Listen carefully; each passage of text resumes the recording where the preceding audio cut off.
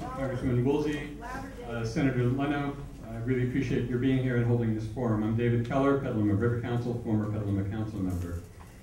From the sounds of the presentations by Dutra and their consulting team, this is a great project. I want it.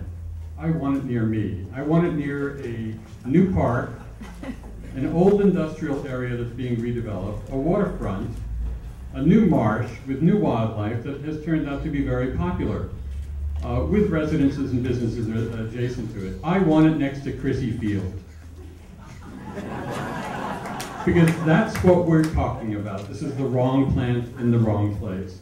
Talked about economic stimulus is way off base because the other side of the balance sheet showing the inability to lease and hold tenants in a lot of commercial places, PRBO, Camelback, number of businesses have located specifically at the front door of Schollenberger because it is the northern tip of the Petaluma Marsh, which is the largest remaining relatively unimpacted high elevation salt marsh on the lower 48.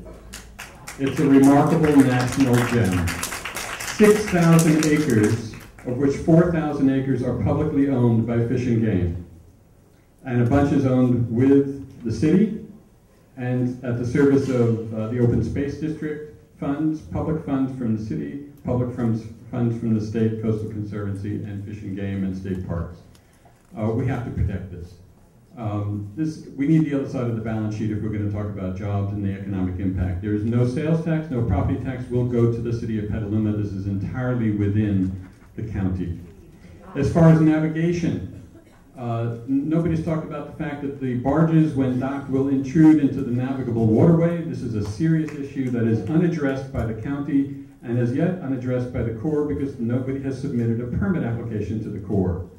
The consulting team for Dutra says, well, if it intrudes into the waterway, and their documents show it intruding maybe 40 or 50 feet into the 100-foot wide navigable channel, they say file a notice to mariners to warn oncoming traffic, or relocate the barge temporarily while it's there being unloaded, or, I love this one, the Corps maintenance dredging can shift the channel accordingly, meaning moving it over into the berm at Schollenberger. This is from CSW Stubistro's February 2nd report to the county. This project also does not require barge traffic to bring the materials to site. The county does not require it, so that for the number of years that there aren't any barge permits or loading permits, or that never happened because San Rafael Rock Quarry is eventually shut down, all of that material is being imported by truck. So all the claims about greenhouse gas emissions and truck reductions are fictional until that barge facility is actually up and running. That skews the air quality numbers, skews the traffic numbers. There is also flooding on the site. There is no rail access on this site because there is no allowance for a siding. So any claims that this is going to use rail to deliver rock is fiction. Finally, the question about capacity. Thanks to research done here from the Air Quality Management Board records, the total existing permitted capacity on just 3 of the sites, Bodine, Syar in Santa Rosa, and Dutra in San Rafael Rock Quarry, permitted capacity 2.291 million tons per year.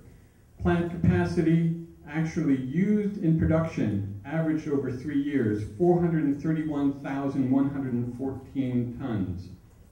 That leaves an excess permitted capacity of those 3 plants alone of 1.8 million tons per year. The EIR is absolutely correct. This plant is not needed in the first place, and the documents prove it. The question about fugitive emissions and blue smoke, Aztec is very happy to proclaim that everything worked perfectly. I was one of those people who Amy Dutra gave a tour to.